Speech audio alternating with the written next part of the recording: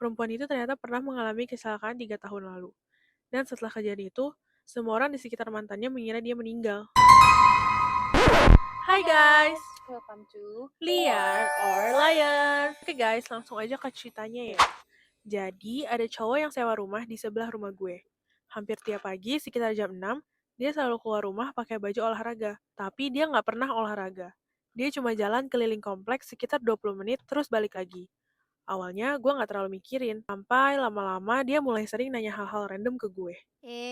Kayak rumah mana yang kosong, siapa yang biasanya pulang malam, atau orang-orang di komplek biasanya kerja di mana. Gue mulai agak nggak nyaman, tapi ya nggak punya alasan buat curiga juga.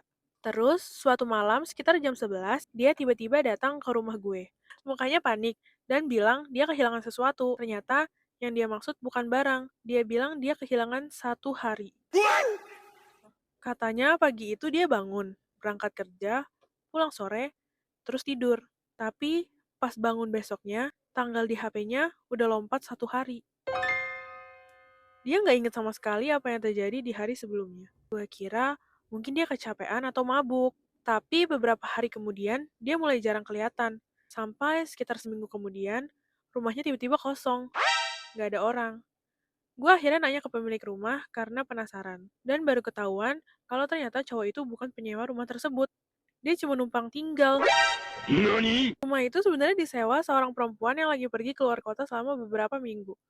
Gue makin bingung karena selama ini gue kira cowok itu tinggal sendirian. Pas gue tanya lebih lanjut, pemilik rumah bilang cowok itu ngaku sebagai suaminya.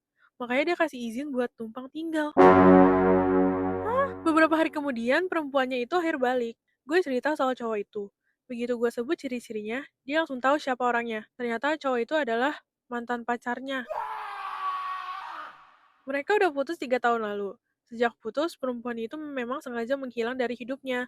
Ganti nomor, pindah rumah, bahkan gak pernah kontak lagi sama teman-teman lama. Katanya hubungan mereka dulu gak sehat. Bisa dibilang cowoknya abusive lah. Dan dia takut cowok itu bakal terus nyari.